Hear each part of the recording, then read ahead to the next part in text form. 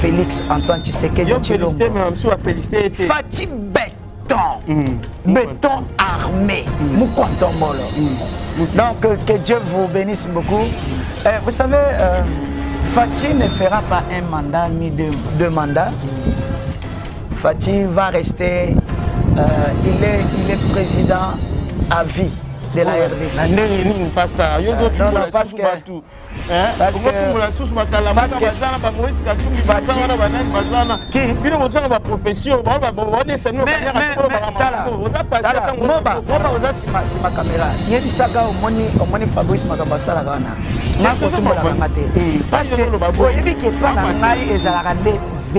vérité.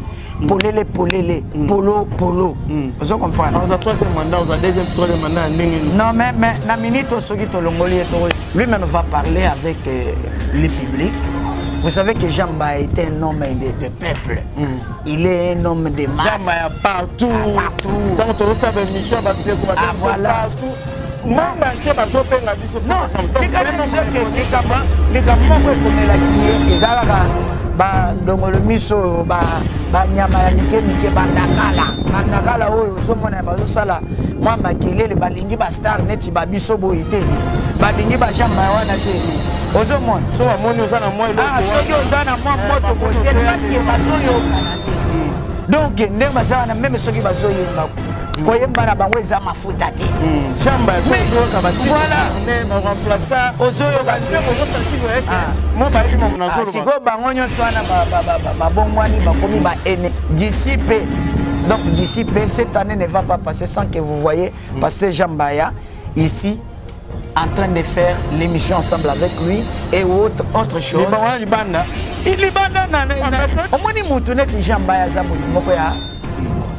Depuis Jean Mbaya à la prison, qui n'a monde un message na makamba musique. Ozoyo kateke tozo perdre moi élément moko boy. Tous les croyants du message du temps de la fin. Je vous lance un défi. Tout le monde à genoux avant 7e mois. Mutumozo cardinal Ambongo. Yambongo. Notre cardinal. Respect cardinal. Pour votre information, cardinal Ambongo a écrit bagotika na ebela batuté. Na baimboka nyonso bomesana kolanda biso avec impact na idéologie babi lelo pesa makambo zo makambo babito yeli susu babito rate ke bele bozo kite bela ko rate lelo to yeli susu bobi déjà plateau so to pas nani. Tu n'es pas Denileste, tu n'es pas Mbongo, tu n'es pas Nanité, mais tu n'es pas Mwambi, na nenga idéologie, poto panzate, que tu misalo ba véhicule, peut-être ba susu, pasteur Jambaya, masolo commandé ni babrana mise ba sundoli pasteur na nenga idéologie, quand on est tout le monde a soba kangi ba musicien no soba sala ramage pour no Rolandela, ba ninga na bongo ba musicien, et ceux qui va passer ba catholique, ba tene ba sala ka moi ensemble mo pour no Rolandela bande ko na bango, et tout le monde a ngo support bande ko na so journaliste. Soba kangi moninga bango journaliste bonne soit sangana ba comme le romoko pour nous landela ndeko na bango. Mais pourquoi il y a pas pasteur congolais makamwana ezate pourquoi pas branamiste tout monde bloura te bon baba que faut branamadi faut branamadi ben bolinga ngoto zo mona ngote c'est que frère branamadi na lilobara na mbebo na motema te parce que bolingo da raton moninga na pasi yeso abi kende kotala moninga za na prison mais bande ko na biso branam tozomona bazati na kwani na nenga idéologie biso lo banga mutute manga ya danger ndeto bakaba tula paka ba mona peleve na nenga idéologie bino moto fungola déjà mission moto panza déjà teke tu ambel bino pasteur Mufrankolo moto ya ningisa ningisa ba branamiste comme ya soki ya sale mission misu basali o teto telemela depuis ya tiko sala na mona ka su mutute na mona ka ta pasteur mo te comme ki o boy o ba na misu batala ba tebete na église na bango bako fungola mba internet pour ba répondre à José Mufrankolo mbote na moto na nzambe mbote papa Fabrice mbote na bana nyonso nzambe José combattant Mufrankolo branamiste manga nenga idéologie we bango ba beta ka bino film ah oui pour moi c'est pas pardon ebisa baluka kuna changer yeyo lelo to na eto ça fait très longtemps ça fait belle lurette qu'on ne s'était pas vu on ne s'était même pas entendu et voilà comme je vous l'avais promis je vous l'avais annoncé. Mais voici encore sur votre plateau votre chaîne José Moufankolo Officiel TV. Désormais, vous allez commencer à me suivre régulièrement. Et pour votre information, l'émission prochaine, vous allez causer vous-même avec Pasteur Jean-Baya Kalala au téléphone. Parce que beaucoup ne l'aiment pas, mais moi je l'aime. Beaucoup d'enfants de Dieu l'aiment aussi. Mais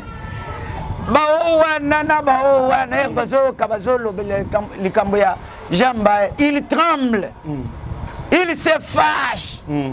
Vous voyez, donc ils ne savent pas que... Oui, c'est comme ça. Donc je vous dis merci de m'avoir encore invité sur votre plateau, Papa Fabrice. Ça fait longtemps qu'on ne s'était pas vu. Que Dieu vous bénisse beaucoup. Merci beaucoup, Pasteur. Aujourd'hui, les femmes ont un impact dans l'idéologie.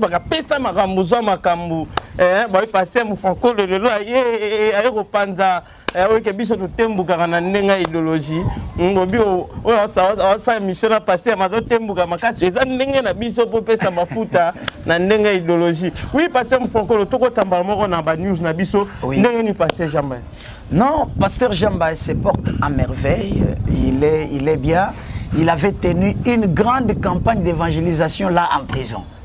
Imaginez-vous quelqu'un qui est dans la prison, mais qui fait une campagne d'évangélisation. Il gagne plus de 100 personnes dans la prison. Dans la prison, on a vraiment Atelemi, Atei, Zamabana Makiti. Quelle onction, je vous dis. Et imagine, non, c'est pourquoi je vous ai dit, vous voyez l'émission prochaine, nous allons l'appeler. Lui-même va parler avec le public.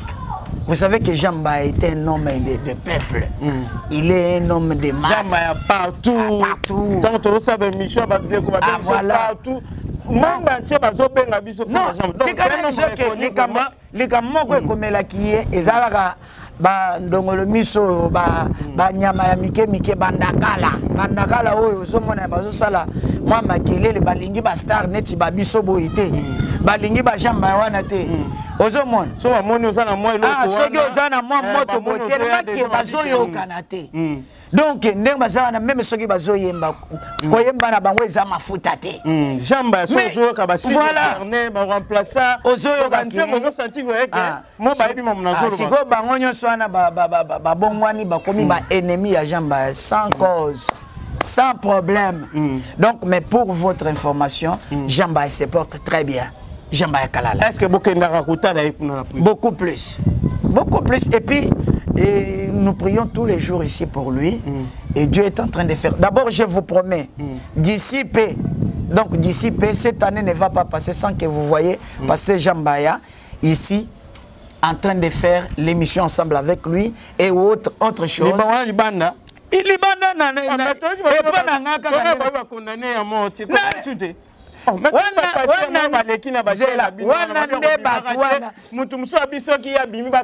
Souci wana eza ya bango toyebi bango. Même nga babanda ko lukanga. Même moi vous savez que vous m'aviez cherché pour ne pas me trouver. Ils m'ont envoyé même des mercenaires pour venir me cambrioler. Ils l'ont fait. Mais je ne suis pas mort, je suis en vie. Moufankolo est là. Et moi, je vous ai toujours dit, moi, je n'ai jamais perdu dans ma vie. Un combat, je n'ai jamais perdu dans ma vie. Mais dans ma vie, je sais une chose. Soit j'apprends, soit je gagne. Mais pour perdre, jamais, je n'ai jamais perdu et je ne perdrai jamais. La même chose avec mon frère Jean-Baya. C'est mon cher ami. Vous comprenez très bien. Et d'ici peu, il va sortir et vous allez voir un grand concert que nous allons tenir ensemble. Bientôt là, il va sortir. Je vous dis. Parce que quand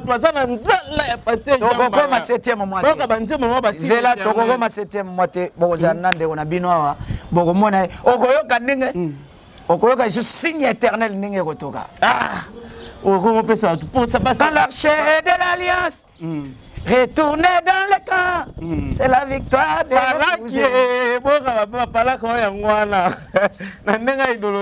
c'est ce qui va se passer. Là, vous allez voir lorsque nous allons chanter. De quoi s'agit-il?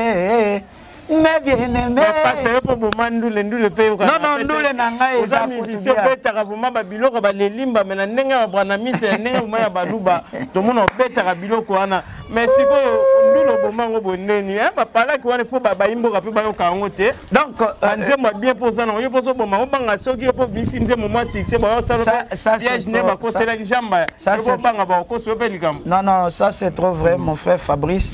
Banzembo nanga oyibi kinga naza na banzembo moko ebikisaka bato. Ceux qui moto avandi azo kanzembo nanga composition nanga même ceux qui obanda kobela maladie eke. Même ceux qui ozalaki na cancer ebiki. Tuna moto nyonso yo ka banzembo nanga azala galès. Banzembo nanga isa koluka te.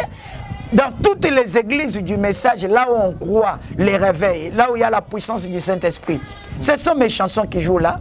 Ce sont mes chansons qui font descendre l'onction dans beaucoup d'églises. Même ceux qui sont okay, partout, même quand vous arrivez là, même à l'est du pays, vous entendez tout. Il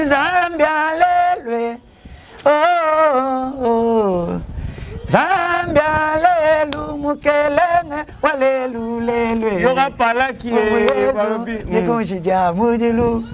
non, partout. Pourquoi on va voir mamie na Tuluba? Aux anabes, parce que on ça la émission, tout mon album parce que biso toza qui derrière moi tant koyoka yango. D'abord, vous savez, lorsque j'ai fait, chaque fois que j'ai fait une émission avec vous, je me sens toujours à l'aise. Parce que vous avez l'habitude de poser des questions sans complaisance. C'est ça, non? Autour na kamituna vraiment oyoke la kamutu mawate. Yo mokuma na lingela ba. Na linga koyemba na Tuluba mingi pourquoi? Moi j'aime chanter en français, en Tuluba, en lingala parce que ce sont les langues que moi je parle. Autre chose. Beaucoup plus je chante en Tuluba parce que l'inspiration qui m'arrive souvent ça vient en Tuluba.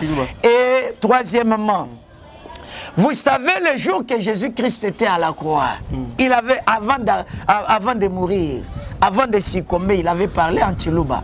Ah, ça. Tika maman, ba imboka ba talu ke cheno itala ma pa tout le monde ati bazolanda yo. Eli, lama, sabatani. Mais c'est en Tuluba. Non, mon frère, ne m'en voulez pas. Ne maintenez pas rigueur.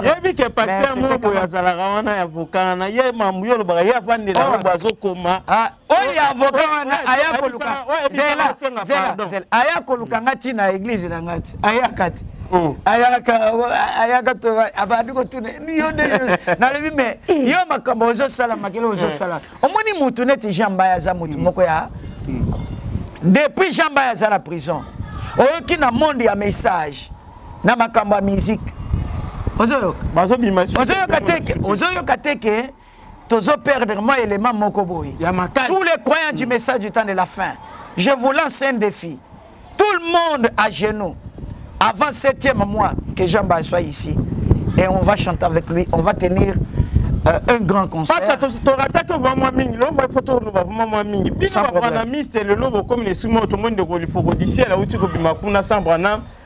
Et le slogan wana donc tout le monde Branham koleka Yesu donc Branham ndazalo roi abisa Branham ou rien Branham ou rien maloba wana et tant que pas Branhamis c'est que Branham a commis beaucoup de tombo koleka Yesu Zambe nanga Fabrice oyaka kolokela ngani pourquoi tu veux venir me voir comme ça quand ba nyo se pesi kanda to ba pasteur ba l'équipe ba msuba lui jamais ti ba kuti parler kai blo wana mais yo panda ki kimia point c'est ozo soutenir na ndeko li fokodicien nazo soutenir yete Kasyango biso nayebi makambo pe alobaki te nayokaki mwa musika ndenge bakendaki na matanga ya mama Henriette tout ce qui s'était passé soki oyoki moto azolobaki Branham ou rien ça veut dire il faut otuna ye olobela ngo na sens nini parce que nga nayebi ke celui qui a envoyé William Branham c'est Jésus-Christ. Ah oui. Mais je ne crois pas qu'il faut quoi si atikala koloba makambino bozolobana.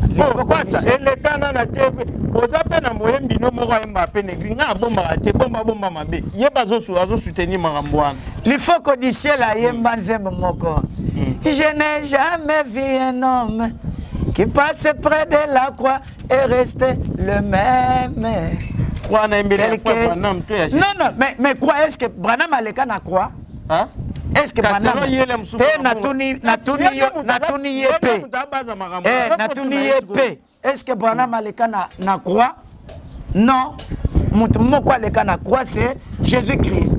Donc quiconque a le cas pembeni ya croix ya Jésus-Christ, azotika la ndenge mon côté. Si seulement c'est une inspiration qui est venue, qui est descendue jusque dans le corps de notre précieux frère l'Iphoque du ciel. Moi, je suis sûr et certain que l'Iphoque du ciel aime beaucoup Jésus-Christ. Il est croyant de Jésus-Christ. Dire que non, il y a ceci. Jésus-Christ sur la terre disait, moi et mon Père, nous sommes un. Mon Père est à moi, moi je suis à mon Père. De même, au temps de la fin, Jésus-Christ est en Branham, Branham est en Jésus-Christ.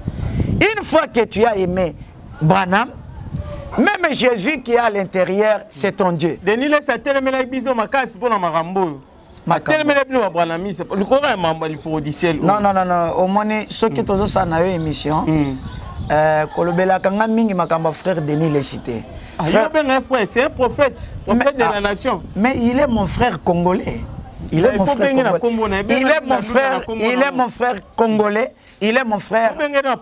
Il est mon frère prédicateur, comme moi je suis prédicateur. Vous savez que Denis, lorsqu'il prêche, c'est quelqu'un, c'est un gars intelligent. Moi je crois qu'il a le ministère. Il y a d'autres choses, peut-être, d'autres esprits d'égarement qui peuvent se saisir d'une personne, peut-être pour amener loin de Dieu un grand don comme le don de Denis Lessi. D'après moi, j'ai pris pour lui pour qu'il ne puisse pas s'effondrer dans les histoires de musique mondaine. Pétage. Et donc, pétage? Le nom est passé de Lessi.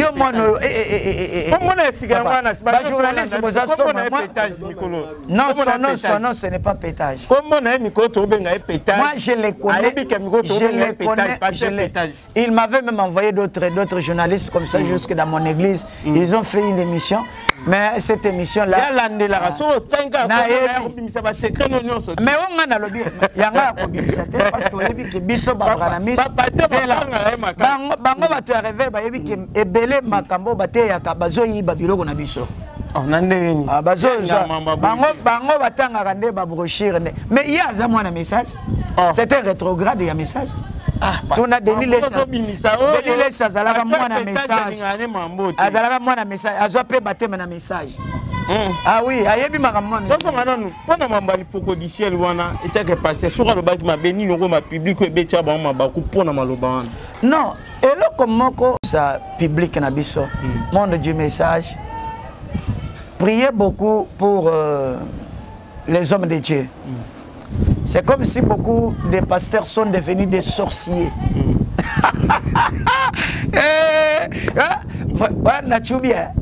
Non, je vois comme si... Non, entre nous soit dit. Maintenant, je suis tellement sérieux. Sérieux. OK?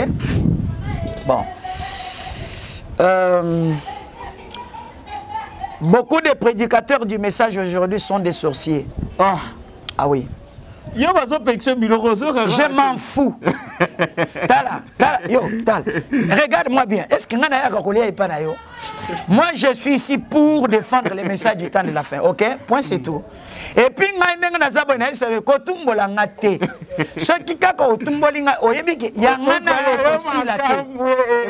d'abord, ce que je dis, c'est la vérité. Oui, oui.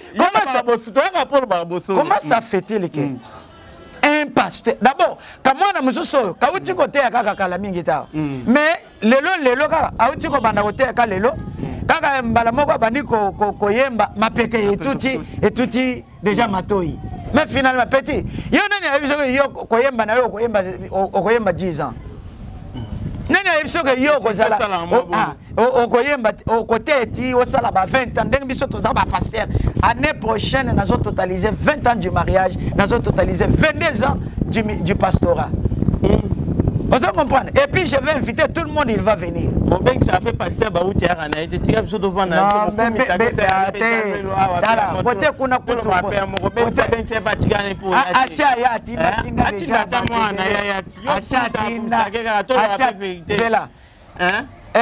L'homme de Dieu, Bin Djadji, Atindaye. Mais écoutez d'abord.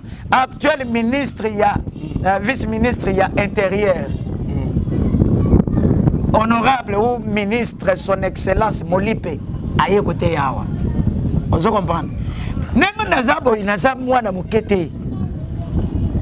Kola kisanga mosapina yote. Nani wana? Na kokata ngo. Na kokata amiebi. Azoyo.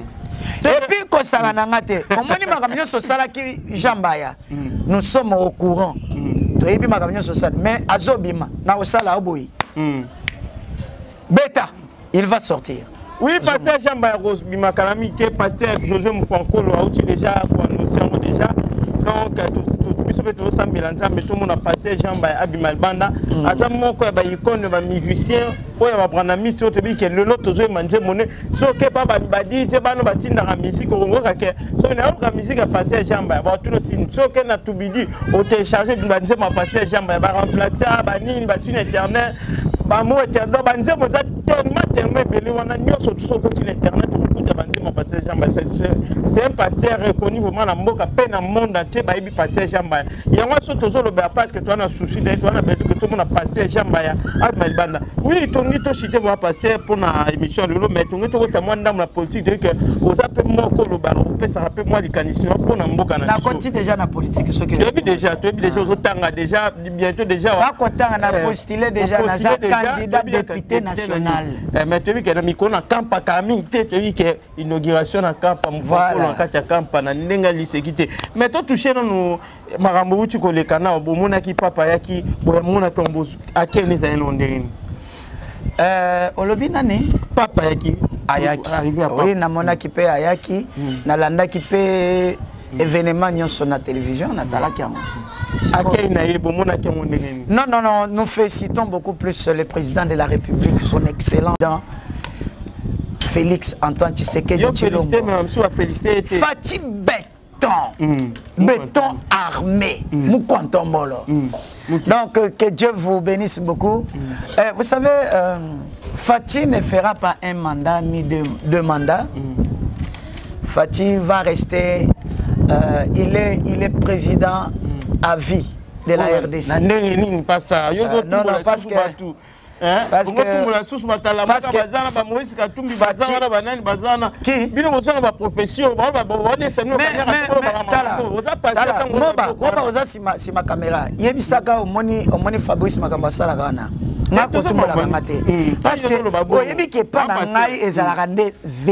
vérité.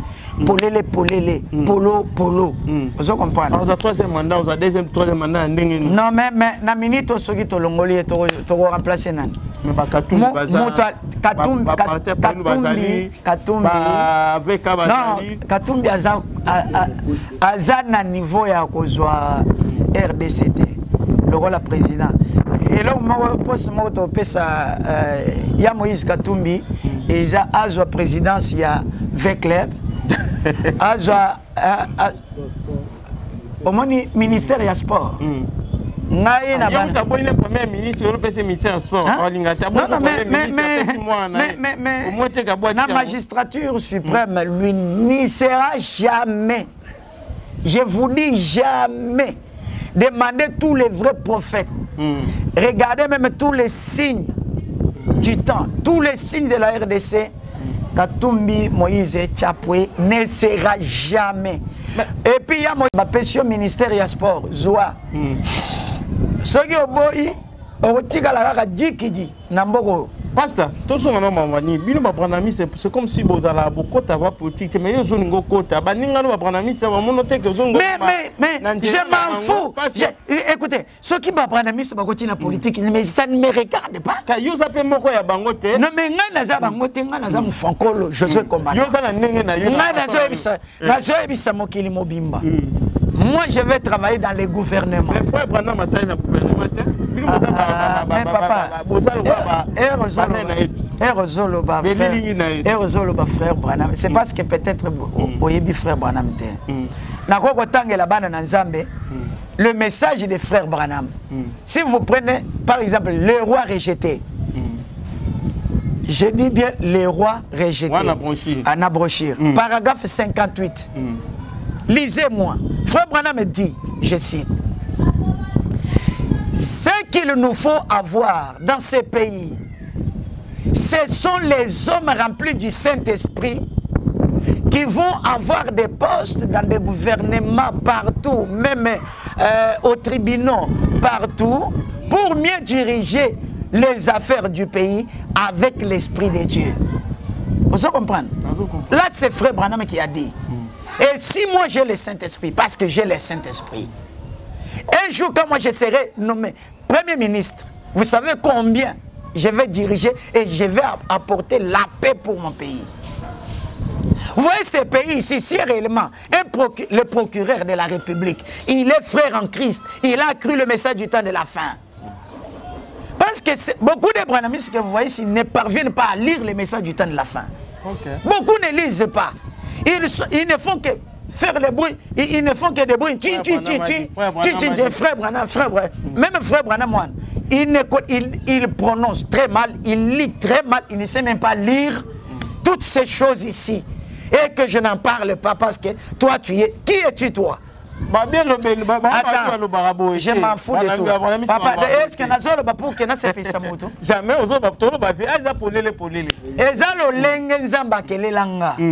au Monica le lengo nde nazo gagné baam kaka lo lenge boye kaka boye nde nazo yembela nzambe kaka boye nzamba zo sepele ka mona na boye d'abord le lenge na ngai ezaka ka boye ozo comprendre si ko yo ko changer ngai le côté moi je suis là pour satisfaire d'abord le Dieu qui m'a appelé.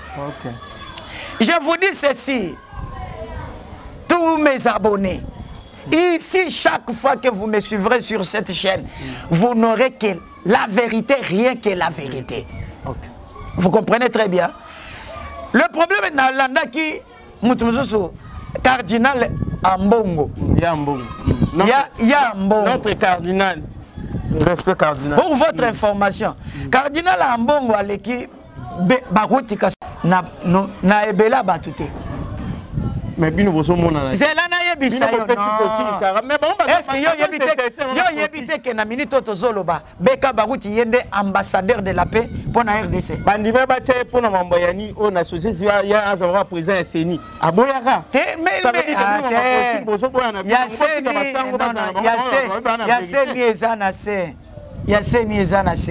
azo jouer, nazo bisobino ke beka zo jouer rôle ya munene na Congo. Nazo yebisa ke aza parmi ba conseillers ya chef de l'État. Mais Kambo. Oh mais aleki ambongo. Aleki ambongo na succès, na bato. Na spiritualité. Aleki na makambo belé, na bolingo mboka pe. Ce qui est cardinal Azala qui vraiment parce que Azam Ayele, cardinal. Oui, Ambongo. Cardinal Ambongo est un homme intelligent, il est intellectuel, c'est un écologiste. On se comprend. Seulement il y a une politique. Bah pasteur on va y politique parce que tout ça la politique na uniquine. On se comprend. Na que uniquine la tanga politique. Il y a quatre moka pays alimentaire. Théologie ya nini? Na théologie nani autant isanga. Parce que ceux qui n'ont pas de théologie, il faut que des professeurs y a batouane. Bah bien le côté si vous batez en anine. Ah parce que yo boy arabe. Non mais le problème c'est quoi? Yok. Ceux qui ont bongo alinga katikala ndenge ya mibengaka église au milieu du village. Je crois il pouvait se rappeler des gens qui souffrent à l'est du pays pour en parler, présenter la souffrance du Congo en face du pape qui est le numéro 1 de l'église catholique, pas le numéro 1 du monde entier. Il est le numéro 1 de l'église catholique. Moi je ne suis pas catholique. Et lorsque vous vous m'invitez de respecter un mot, de respecter ces déclarations. On est où là? Qui êtes-vous d'abord, vous ici? Le jour que je vous plateau, soit de Télé 50, même maintenant, Bossolo na politique, vous sentirez. Mais bon, les gars, vous n'avez pas un point.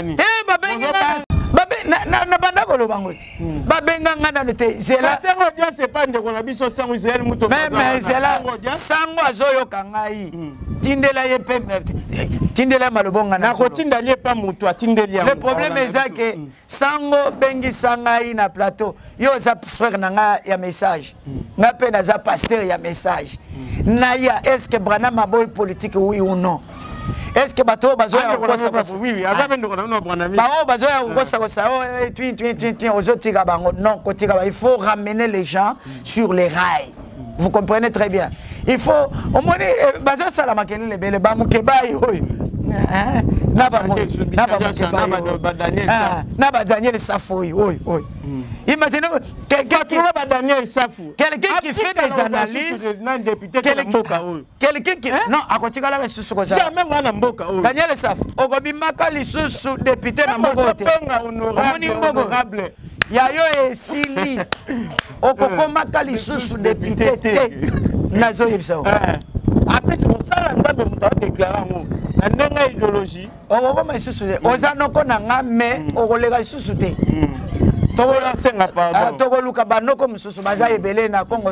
Oui, parce que si tu as besoin de chaque jour pour merci beaucoup, mon précieux frère, de m'avoir accordé cette occasion. Que Dieu vous bénisse beaucoup. Moi, je vais conseiller seulement à notre, bon, pas notre, mais le cardinal de l'Église catholique, son excellence, son éminence, Ambongo. Vous êtes fils de ce pays. Vous devez beaucoup aimer ce pays. Avoir le patriotisme. Lorsque je parle du patriotisme, peut-être beaucoup de personnes ne savent pas la quintessence du patriotisme. Lorsqu'on parle de patrie, c'est la terre de nos ancêtres. Mon précieux Ambongo, vos ancêtres sont des Congolais. Vos ancêtres ont été enterrés ici au Congo. Ne cherchez pas à composer avec les étrangers au détriment de notre cher beau pays. Non.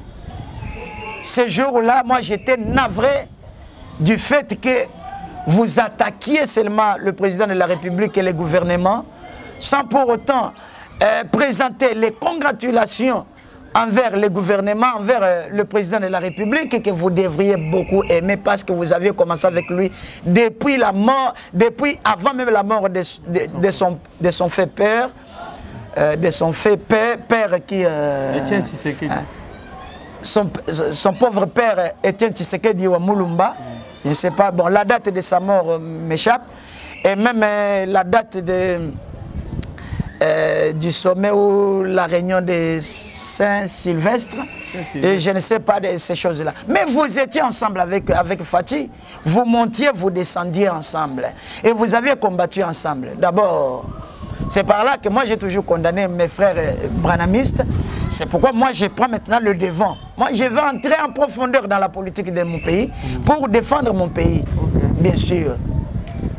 Mais vous devriez quand même élogier votre président dans le sens de présenter les remerciements à cause de l'organisation qu'on avait réellement réussi à 100% pour l'accueil de votre pasteur, pas le pasteur du Congo, mais votre pasteur de l'Église catholique. Il était accueilli en prince, en roi, en tout sauf rien. Les musulmans sont dans ces pays, tandis que nous sommes dans un pays laïque.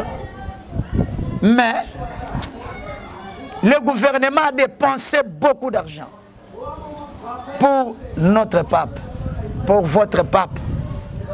Et il était venu. Vous auriez remercié le président de la République de cet effort-là. N'empêche, c'est déjà passé. Moi, je suis sûr et certain que ce n'est pas vous qui agissez. Il y a des personnes qui vous intoxiquent. Et je suis en train dédouaner encore la France. Parce que la France, c'est elle qui utilise Moïse Katumbi, qui utilise tous les autres ici qui font des bruits. Tout ça. Ah, je ne sais pas. C'est la France qui fait ça. C'est la France qui utilise le Rwanda pour nous attaquer. Paul Kagame, mais toi, tu vas finir mal, toi. Hein? Tu vas finir très mal, toi. Oui, je te dis, je te dis, tu finiras très mal. Très mal. Nous l'avons déjà fait. Les retombées de nos prières. Il va les sentir dissipés. Il n'y a pas caché. Donc dans ces pays, même le mandat qui vient ici, d'abord vous savez que je vous avais dit il n'y aura pas des élections depuis un certain temps. Le moment, mais je ne vais pas encore réitérer ces paroles. Oui, pas ça. Je garde d'abord. Et autre chose, vous avez évoqué le problème de Moïse Katumbi. Il y a Moïse Katumbi. Moi je vous dis, il faut revoir vos visions. Et je vous conseillerais, d'abord, vous n'avez pas de bons défenseurs. Tous les journalistes que vous utilisez, en les suivant, ils n'ont pas de caboche. Ils n'ont pas de cerveau. Ils font des tralala. Donc, ils ne dégagent rien de bon. Vous parlez mieux qu'eux. Non, rien. Non, l'autre là ne sait même pas parler, il parle. Lorsqu'on parle le français, il ne faut pas ouvrir grandement la bouche. Un journaliste qui parle le français en ouvrant toute la bouche. Non, c'est pas comme ça. Pas comme ça. Et il ne parle pas bien. J'aimerais vous dire que même s'il vous faudrait louer d'autres journalistes, des expatriés, ils peuvent venir vous les engager pour qu'ils parlent mieux en votre faveur, mais les autres que vous utilisez ici sont tellement néants. Moi, je vous conseillerais de chercher même la présidence de la CAF. Mais les histoires de la politique du Congo, en tant que conseiller par l'ordre du léopard, c'est-à-dire vous ne m'avez pas nommé, personne ne m'a nommé comme étant votre... Mais moi-même, par l'ordre du léopard, je peux faire de moi votre conseiller. Je vous prierai de mettre de côté la politique congolaise, parce que ça ne vous regarde pas, ni de loin, ni de près.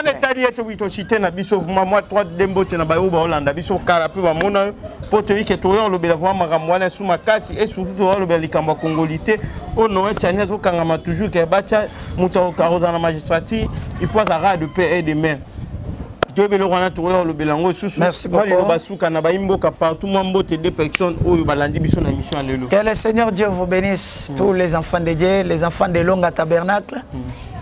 Je salue Papa Kazadi Kwango, agneau de Dieu. Que Dieu vous bénisse, Papa, là où vous êtes. Nami Kili Kuna, c'est vous qui méritez être gouverneur de Chikapa, gouverneur du Kasaï, de la province du Kasaï. Bana Chikapa Bobongama, gouverneur na bino oya kitoko azoya, oya yebi bino. Boyebi ke yazalaka ni na droite ni na gauche, yazalaka au milieu du village, alela bino fort. Kazadi Kwango agneau. Bientôt il sera avec vous. Na pesi pembote na papa Pierre Kamba, na capitale ya Angola, Luanda. Na pesi pembote na papa Paul Mafuta Kabala, mon père. Que Dieu vous bénisse. Que Dieu bénisse beaucoup aussi Elonga Tabernacle de Kinshasa. Tous mes enfants qui me suivent en Amérique, en Europe, partout. Que Dieu vous bénisse beaucoup. Et je vous promets que l'émission prochaine, je vais appeler Pasteur Jean Baya en direct. Vous allez causer avec lui. Il va vous dire quelque chose que lui-même avait vu à partir de la prison, ce qui s'était passé. Ne craignez pas, je suis dans les bons. Si je parle comme ça, moi je suis contre les antivaleurs. Moi je défends les valeurs, je défends la vérité. Mais souvent lorsqu'on défend la vérité, ça peut blesser une autre frange de personnes. C'est ce qui ne m'énerve pas, ce qui ne me surprend pas. Mais je suis je reste serein. Que le Seigneur Dieu vous bénisse. Et que Dieu bénisse aussi notre caméraman professionnel. Moba. Merci beaucoup parce que ndenge ba imbo kabalani boki ndenge passer moi uti kotuba. Apandi tekana ndenge de l'autre succès mission na biso. Merci beaucoup ndenge bozalaki ebele pona kolanda émission l'autre panzaka tekana ndenge idéologie vérité pour les.